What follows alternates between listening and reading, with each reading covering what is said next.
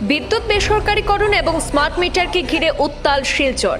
150 unit পর্যন্ত বিনামূল্যে বিদ্যুৎ মাশুল হ্রাস এবং স্মার্ট মিটার স্থগিতের দাবিতে শিলচরে প্রতিবাদ কর্মসূচি।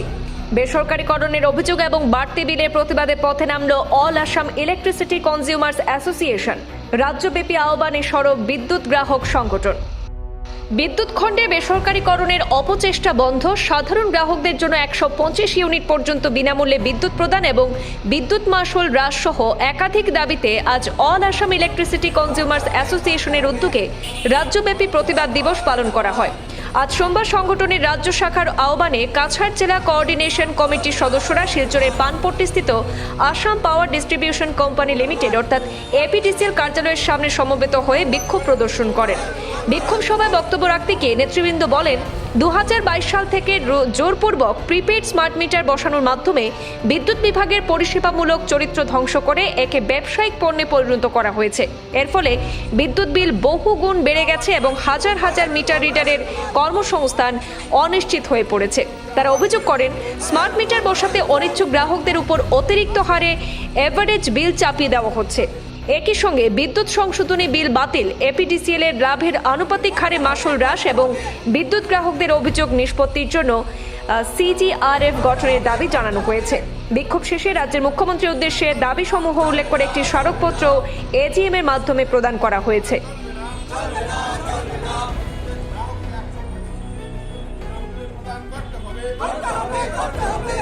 আজকে গোটা আসামের প্রত্যেকটি এপিডিসিএল অফিসের এপিডিসিএল অফিসের সামনে এই আন্দোলনটা হচ্ছে।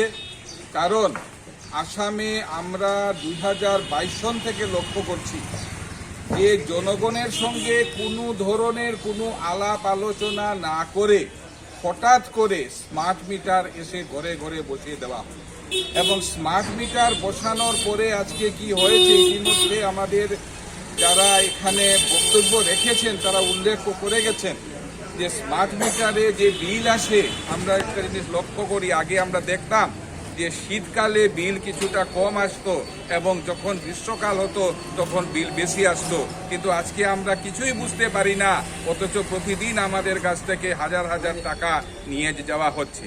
এবং এইভাবে যে লুট হচ্ছে তার সবথেকে বড় প্রমাণ হলো যে গত বছরে এপিডিসিএল 400 কোটি টাকা লাভ করেছে।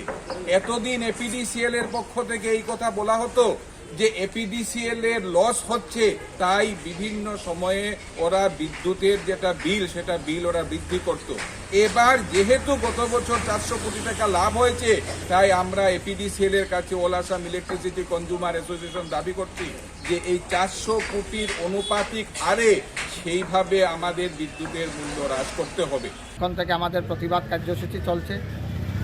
আমাদের যে ন্যায্য দাবিগুলো ছিল সরকার কোনোভাবেই সেটা মানতে পারছে না, তার জন্য আমাদের বৃহৎ আকারে সবাইকে নিয়ে আন্দোলনকে এগিয়ে নিয়ে যাওয়ার জন্য আমি সবার কাছে আহ্বান করছি।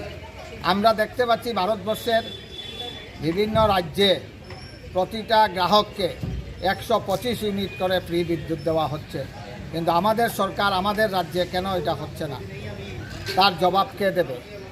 আগামী দিনে নির্বাচন আসছে, আমি আহ্বান করছি জনগণকে আগামী দিনে নির্বাচনে সরকার পক্ষের প্রতিনিধির কাছ থেকে এই অ্যাসিওরেন্সটা নেওয়ার জন্য এবং স্মার্ট মিটার প্রত্যাহার করা খুব জরুরি।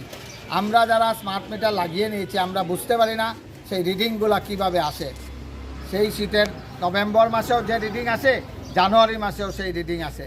আমাদেরকে কিভাবে ঠকিয়ে নিয়ে মুনাফা করা হচ্ছে। 400 কোটি টাকা মুনাফা হয়েছে। আমাদের দাবি এই 400 কোটি টাকার থেকে গ্রাহকদেরকে কিছুটা মুনাফার থেকে যদি রেহাই দেওয়া যেত, এই দাবিটাও আমরা জানাচ্ছি। আবারও বলছি, যে কোনো উপায়ে 125 ইউনিট বিদ্যুৎ প্রত্যেক গ্রাহককে ঘরে ঘরে দেওয়ার জন্য আমি অনুরোধ রাখছি এবং আগামী দিনে যদি আমাদের দাবি দেওয়া পূরণ না করে তাহলে আমরা বৃহত্তর আন্দোলনে যাব।